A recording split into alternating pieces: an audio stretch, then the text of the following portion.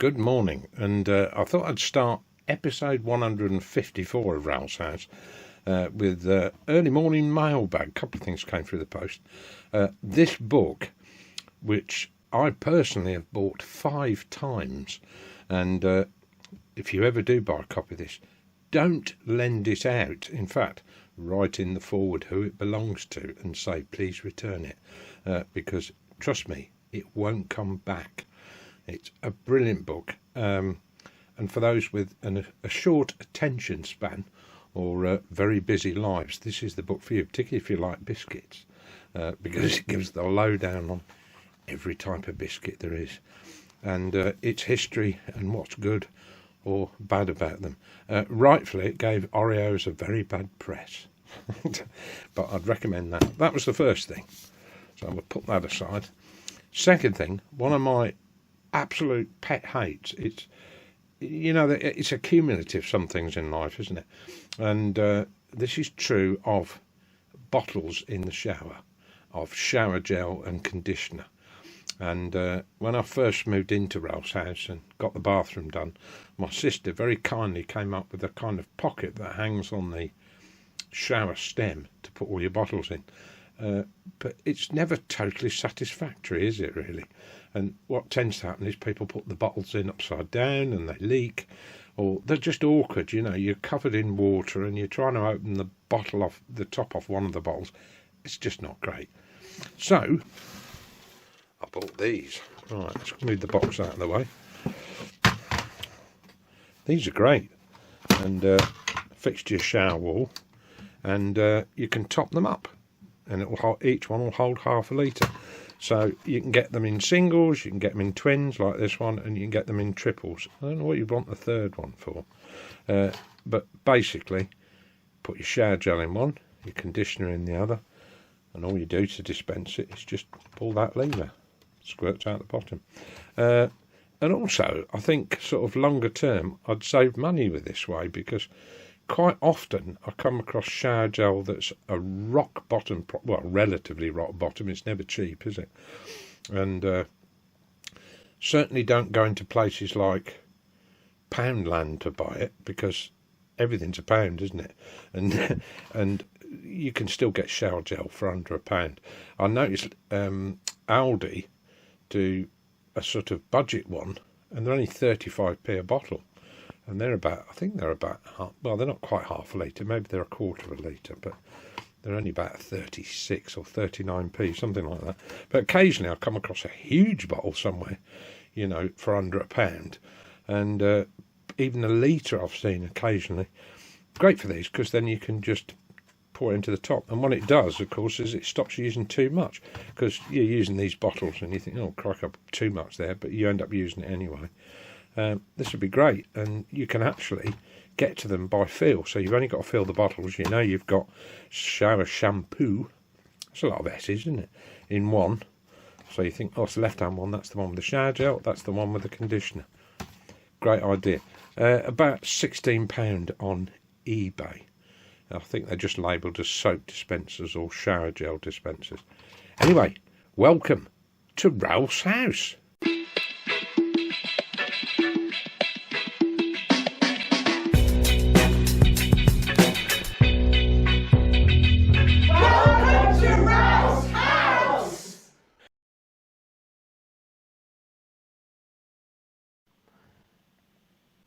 Well, this is probably why you're watching this video. You know, I've got my regular viewers on Ralph's House, sort of DIY on a budget.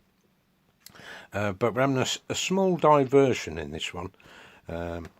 This is a pinball machine, evidently, but it's the link between bagatelle and the more modern pinball that we've come to know, with all the lights and flashing and beeps and everything that goes with it.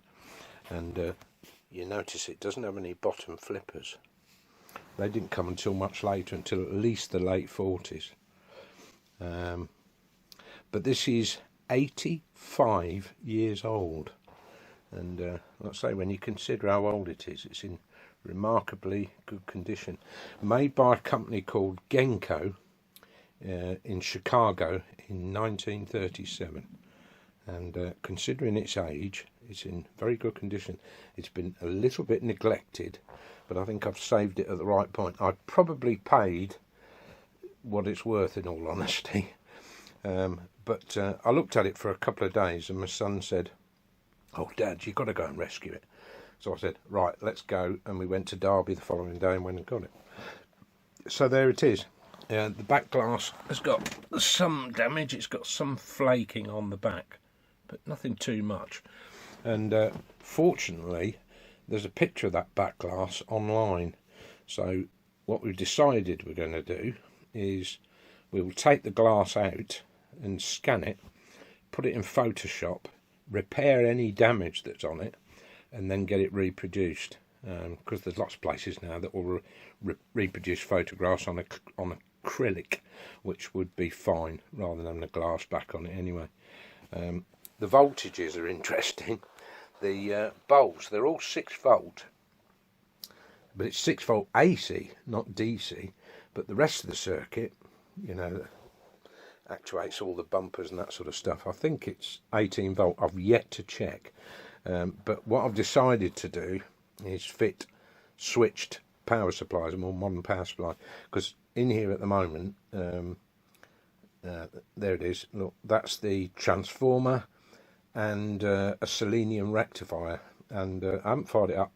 There seems to be a bit of a hole in the transformer, so chances are it probably doesn't work, but we will see. But to work out the voltage, I'm literally going to have to connect a power supply, start at about 12 volt and see if they function as they should, all the solenoids in this, and if not, I'll have to increase it to 18 volt. We'll see what kind of voltage I need to run it and run it all. So I'm going to need 2 power supplies. As far as the bulbs are concerned, I know it's sacrilege, but you know, purists will say, no, you've got to keep the original bulbs. Well, that's all right, but they do tend to blow. And I found 10mm warm white LEDs fit those just as well, and they'd run on a 12 volt supply, which would make a bit more sense. I've got some 12 volt ones. The rubbers have obviously decayed, like you can see that. I replaced them with some new ones. They're not in white, obviously, but they'll do the job. At least get this thing functioning. So yeah, it is the Genco Archer from 1937, and my job, I think, is to get this playfield nice and clean, sort out all the wood for it. There's a mechanism down here that ejects the ball onto there. The plunger for it is missing from this end, but I've managed to source another one. And the main thing now is to get it on its legs, because at 63 I don't want to be kneeling working on this thing. So there you go. This is the Genco Archer. Beautiful thing, isn't it, really? These made of bakelite, early plastics, and I'm not sure they're all in the right places actually. I think they want swapping around a bit. I found the best thing to clean these with is Brasso. Brasso's very good for polishing plastic, by the way.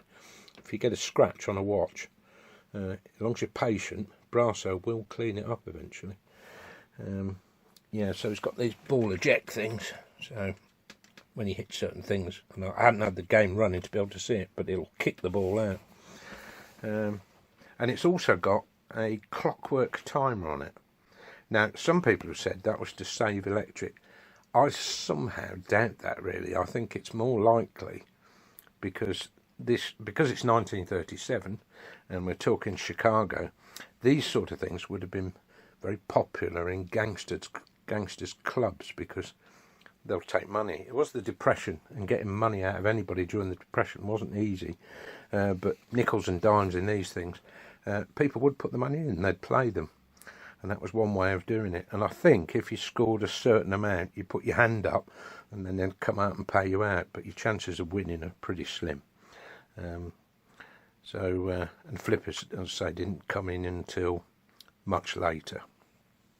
So there we are, the Genco Archer, a project I've probably unwisely taken on, but I think it's a lovely thing, and once it's finished it will go very well with my wall-mounted arcade machines that I inherited from my dad. So, right, let's move on. If you've been watching Ralph's house, you know I had these old wooden rotten doors out here. But not anymore. Yeah, I've got them fitted. And I'm going to have to paint all this brickwork again, aren't I? That'll be an interesting thing. Either that or, I don't know, line it. But yeah, I'm really pleased with these. Fitted by First Home Improvements Limited. And apart from a few issues we had in terms of getting this arch right, they came and fitted the whole thing. And I have to say the difference is staggering. I knew these doors were a problem when I first moved in here, and in the winter it proved to be a major problem, because as soon as you stood in the hallway, you came downstairs, it was cold because so much was being lost through the front and you know, around the joins of the door, that sort of stuff. But these are absolutely great. I cannot fault them. Silence. Good stuff, isn't it? Yeah, so they're in. So all that remains for me to do, I think, is this bit of concrete here, and this is the step. I shall probably paint that with tile paint, which is more or less that colour, isn't it? I've already started to really scrub these tiles, and when I think I've got them up to that'll be interesting, cleaning that bit. When I've got them up to, you know, a really good clean state, I'm going to put some tile sealer on it. My father in the past put this metal ridge across here, but I think what I'm going to do is I'm going to replace that with a UPVC windowsill cover, which will actually cover the complete step. It would tidy it up a little bit. But yes, really happy with that. I won't say how much it cost.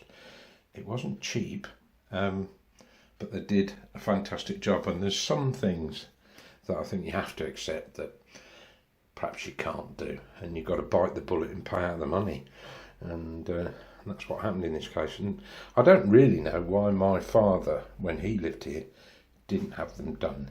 You know, it really makes sense to, you know, have some kind of shield between the outside world. These porch doors, the original ones, here's a bit of footage, were not good. Yeah, so anyway, yeah, welcome back to Ralph's house. The first job I've got to do on this pinball is put the legs on it, because at my age it's not good working on a pinball on the floor, so it'd be good if I can get it on the legs. And I can't put the legs on it because the bolts didn't come with it, and also they're a bit of an odd thread. Luckily I found this bolt, and I don't know anything about threads and bolts, but this one actually fits, and I thought, oh, that's an M10 bolt, because, you know, they look almost exactly the same, but they are not, because if you look, if I can line these up in a way that you can see them, let's try it that way. Look at the end.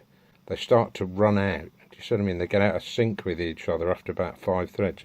That's because, as my friend Roger Bull said to me today, thank you Roger, this is actually a 3/8 inch bolt, whereas that is a metric 10 bolt.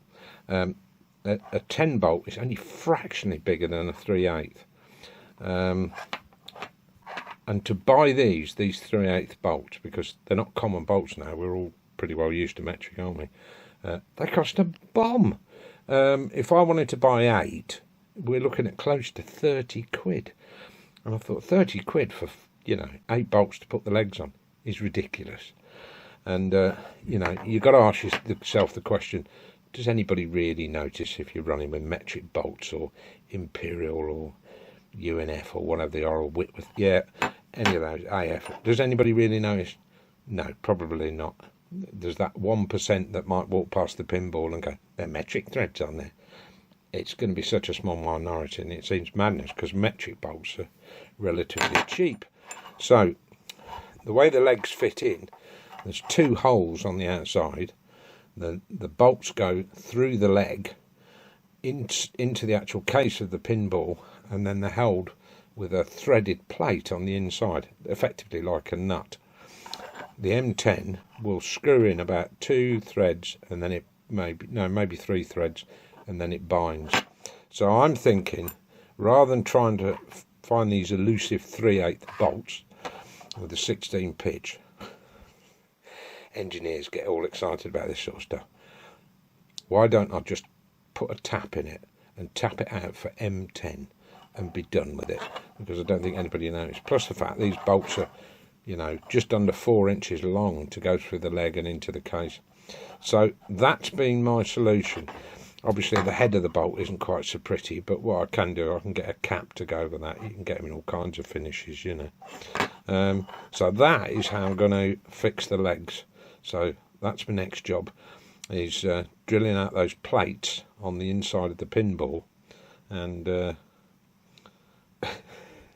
tapping them for M10 bolts, and then we should at last be able to get the legs on, because I've got 10 of these, so we've got more than enough. But this is the thing with a machine that's this old, and particularly when they don't make parts for them anymore, none whatsoever, and it's largely electromechanical. You've got to be very, very creative and come up with your own solutions. For an engineer, it's a dream to do in a lot of ways, because, you know, it tests your patience, that's for sure, but it tests your skill set. And threads and lathes and that sort of stuff is not my area, but I'm very fortunate to have 2 very knowledgeable friends. As I say, it's Roger Ball and my school buddy Graham Wilford, who served his apprenticeship at Core Tools in Coventry. But like so many engineers, when they're finishing the business, they just carry on at home. You know, they get themselves a lathe and they're off. But they're great people like that, because their knowledge is just unsurpassed. And you turn up with a problem and they'll say, no problem, I'll make one of those. And you just think, you know, it's something we've lost in this country now, especially with the advent of CNC. And my son went to engineering college, and there's no swarf and oil anymore. It's all done by machines. You just tap buttons and it does it. But there's no substitute for the old school stuff and that kind of knowledge. Anyway, next, right, let's drill and tap those out. But say Brasso is definitely the way to polish bakelite, as long as you don't go too heavy with the Brasso, but it restores its polish again. Anyway, just one of the things I'm trying to get my head around this evening. The other thing I bought, because I thought I'll rewire it. The wiring's probably okay, but I'm not going to take a chance. So I got a wad of this stuff. There's actually, 10 different colours amongst this. I know it doesn't look it, but there is. And it will help me when it comes to, you know, all the bulbs can be on one colour, the rest can be on another colour. And I've got some underfloor heating wire, which has got like a silicon glass fibre coating. This stuff, I can actually shield this wire with that, and it won't look quite so in your face, but at least in terms of mapping it, you'll be able to follow the colours and see where they go. Not so easy with the existing wiring. So again, it's a compromise between restoring something and making it either more serviceable or safer. Anyway, we'll move on to something else. I bought a couple of these from AliExpress. They're obviously scaled down lanterns, and I don't know why, but I assumed they might have an LED in, but they didn't. But I've managed to wire one up with a flickering LED, 3mm one, yellow, and it's going to be just about right. I'll tell you for why I've got these, because some years ago I got this out of a second-hand shop. Rather splendid thing, isn't it? And I've kind of looked around the net, couldn't find any others, but I was never entirely satisfied with it. I always felt it should have a small lantern in it just to bring it alive. So my plan is to drill a small hole in the bottom, because anything between 3 and 6 volts it'll run on that. So a 18650 battery, it'd probably run for months, wouldn't it? So and I've got some 18650 battery holders, so you know, and I'll just make somewhere around the back, I'll just put the holder and then you can just put the battery in it. But I think that would bring that, bit of a silly thing, but I just thought, yeah, might bring it to life. There you go. The trouble is, when you're working on something pre-war, and particularly when there are few of them around, people don't make parts for them. This is true of my penny and 2-penny Allwins machines. You know, if something breaks on that, you've virtually got to make it. Occasionally parts turn up, but if they do, they cost an absolute fortune, and they're rare as hen's teeth. The rubber rings that go around a lot of the bumpers, you know, the ball would bounce against these could well be the originals. I mean, they're in a very decayed state, and not easy to source. Well, you can go to pinball supplies, but you've got to measure all this stuff accurately, you know. But what I did find, I found them in black, and I don't object to the fact they're in black. At least it's new rubber. What I've got here is the plunger from the pinball. I'm telling you, my hands are black now. The housing on the outside, I think, fairly sure, it was brass and then nickel plated in its day, and obviously that's got quite corroded and pitted. So now I can nickel plate at home, I don't have a problem with that. You only need a nickel solution, a small piece of nickel, and something like a 5-volt power supply. You know, you can do it with a phone charger almost. Only takes about 3 or 4 minutes to plate it. So I'm going to have to continue working on this, because as I say, it's brass underneath.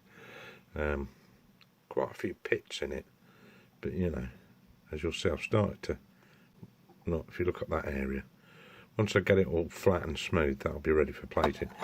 Anyway, that's only the external, and I noticed it was screwed in with crosshead screws, which would be totally inappropriate for a machine made in 1937, so I shall change those for slotted ones so it looks right.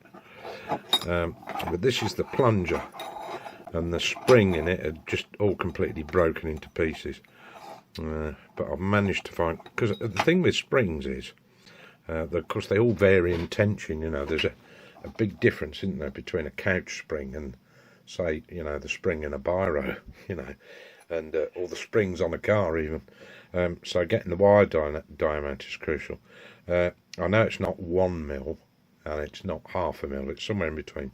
So 0.8 of a mil, I think, for the wire. And I managed to find in China a stainless steel one, which I think would be wise, because then it won't go rusty. This one hasn't gone rusty, so perhaps it was stainless steel. But it came in a length of 305mm, which is immensely long. But it doesn't matter, does it? I mean, at £3, you know, I'm going to use it for other projects, and then I can cut it to any length I want.